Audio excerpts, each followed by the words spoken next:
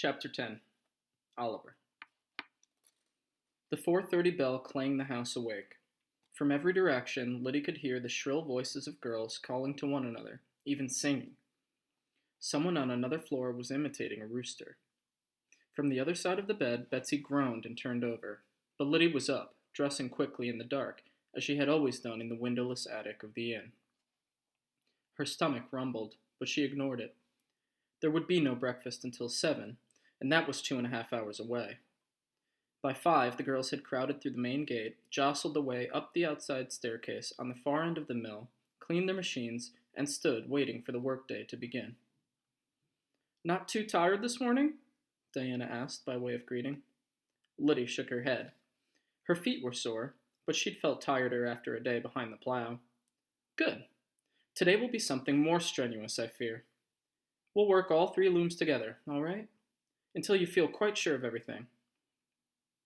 Lyddie felt a bit as though the older girl were whispering in church. It seemed almost that quiet in the great loom room. The only real noise was the creaking from the ceiling of the leather belts that connected the wheels in the weaving room to the gigantic water wheel in the basement. The overseer came in, nodded good morning, and pushed a low wooden stool under a cord dangling from the assembly of wheels and belts above his head. His little red mouth pursed. He stepped up on the stool and pulled out his pocket watch. At the same moment, the bell in the tower above the roof began to ring. He yanked the cord. The wide leather belt above him shifted from a loose to a tight pulley, and suddenly all the 100 or so silent looms, in raucous concert, shuddered and groaned into fearsome life. Lyddie's first full day as a factory girl had begun. Within 5 minutes, her head felt like a log being split to splinters. She kept shaking it, as though she could rid it of the noise, or at least the pain, but both only seemed to grow more intense. If that weren't trial enough, a few hours of standing in her proud new boots and her feet had swollen so that the laces cut into her flesh. She bent down quickly to loosen them, and when she found the right lace was knotted, she nearly burst into tears. Or perhaps the tears were caused by the swirling dust and lint. Now that she thought of it, she could hardly breathe. The air was so laden with moisture and debris. She snatched a moment to run to the window.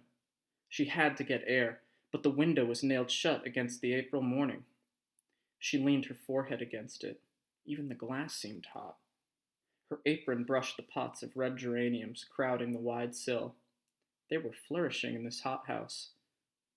She coughed, trying to free her throat and lungs for breath. Then she felt, rather than saw, Diana. "Mr. Marsden has his eye on you," the older girl said gently, and put her arm on Lyddie's shoulder to turn her back toward the looms. She pointed to a stalled loom and the broken warp thread that must be tied. Even though Diana had stopped the loom, Lyddie stood rubbing the powder into her fingertips, hesitating to plunge her hands into the bowels of the machine. Diana urged her with a light touch. "I stared down a black bear," Lyddie reminded herself. She took a deep breath, fished out the broken ends, and began to tie the weaver's knot that Diana had shown her over and over again the afternoon before. Finally, Lyddie managed to make a clumsy knot, and Diana pulled the lever, and the loom shuddered to life once more. How could she ever get accustomed to this inferno? Even when the girls were set free at 7 o'clock, it was to push and shove their way across the bridge and down the street to their boarding houses, bolt down their hearty breakfast, and rush back, stomachs still churning for ring-in at 7:35. Nearly half the mealtime was spent simply going up and down the staircase, across the mill yard and bridge, down the row of houses, just getting to and from the meal. And the din in the dining room was nearly as loud as the racket in the mill. 30 young women chewing and calling at the same time, reaching for the platters of flapjacks and pitchers of syrup, ignoring cries from the other end of the table to pass anything. Her quiet meals in the corner of the kitchen with Tryphena, even her meager bowls of bark soup in the cabin with the seldom talkative Charlie, seemed like feasts compared to the huge, rushed, noisy affairs in Mrs. Bedloe's house. The half-hour at noonday dinner, with more food than she had ever set before her at one time, was worse than breakfast. At last the evening bell rang, and Mr. Marsden pulled the cord to end the day. Diana walked with her to the place by the door where the girls hung their bonnets and shawls and handed Lyddie hers. "Let's forget about studying those regulations tonight," she said. "It's been too long a day already." Lyddie nodded. Yesterday seemed years in the past. She couldn't even remember why she'd thought the regulations important enough to bother with. She had lost all appetite. The very smell of supper made her nauseous. Beans heavy with pork fat and brown Injun bread with orange cheese. Fried potatoes, of course, and flapjacks with applesauce. Baked Indian pudding with cream and plum cake for dessert.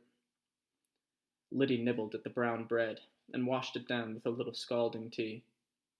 How could the others eat so heartily, and with such a clatter of dishes and shrieks of conversation? She longed only to get to the room, to take off her boots, massage her abused feet, and lay down her aching head. While the other girls pulled their chairs from the table and scraped them about to form circles in the parlor area, Lyddie dragged herself from the table and up the stairs. Betsy was already there before her current novel in her hand. She laughed at the sight of Lyddie. "The first full day, and up to now you thought yourself a strapping country farm girl who could do anything, didn't you?" Lyddie did not try to answer back. She simply sank to her side of the double bed and took off the offending shoes and began to rub her swollen feet. "If you've got an older pair," Betsy's voice was almost gentle, "more stretched and softer." Lyddie nodded. Tomorrow she'd wear Trefina's without the stuffing. They were still stiff from the trip, and she'd be awkward rushing back and forth to meals, but at least there'd be room for her feet to swell. She undressed, slipped on her shabby night shift, and slid under the quilt. Betsy glanced over at her. "To bed so soon?" Lyddie could only nod again. It was as though she could not possibly squeeze a word through her lips. Betsy smiled again. She ain't laughing at me, Lyddie realized. She's remembering how it was. "Shall I read to you?" Betsy asked. Lyddie nodded gratefully and closed her eyes and turned her back against the candlelight. Betsy did not give any explanation of the novel she was reading, simply commenced to read aloud where she had broken off reading to herself. Even though Lyddie's head was still choked with lint and battered with noise, she struggled to get the sense of the story. The child was in some kind of poorhouse, it seemed, and he was hungry. Lyddie knew about hungry children. Rachel, Agnes, Charlie, they had all been hungry that winter of the bear. The hungry little boy in the story had held up his bowl to the poorhouse overseer and said, "Please, sir, I want some more." And for this, the overseer, she could see his little rosebud mouth rounded in horror, for this, the overseer had screamed out at the child. In her mind's eye, little Oliver Twist looked exactly like a younger Charlie. The cruel overseer had screamed and hauled the boy before a sort of agent. And for what crime? For the monstrous crime of wanting more to eat. "That boy will be hung," the agent had prophesied. "I know that boy will be hung." She fought sleep, ravenous for every word. She had not had any appetite for the bountiful meal downstairs, but now she was feeling a hunger she knew nothing about. She had to know what would happen to little Oliver. Would he indeed be hanged just because he wanted more gruel? She opened her eyes and turned to watch Betsy, who was absorbed in her reading. Then Betsy sensed her watching and looked up from the book. "It's a marvelous story, isn't it? I saw the author once, Mr. Charles Dickens. He visited our factory. Let me see. I was already in the spinning room. It must have been in..." But Lyddie cared nothing for authors or dates. "Don't stop reading the story, please," she croaked out. "Never fear, little Lyddie. No more interruptions." Betsy promised and read on, though her Betsy promised and read on, though her voice grew raspy with fatigue, until the bell rang for curfew. She stuck a hair ribbon in that place. "Till tomorrow night," she whispered as the feet of an army of girls could be heard thundering up the staircase.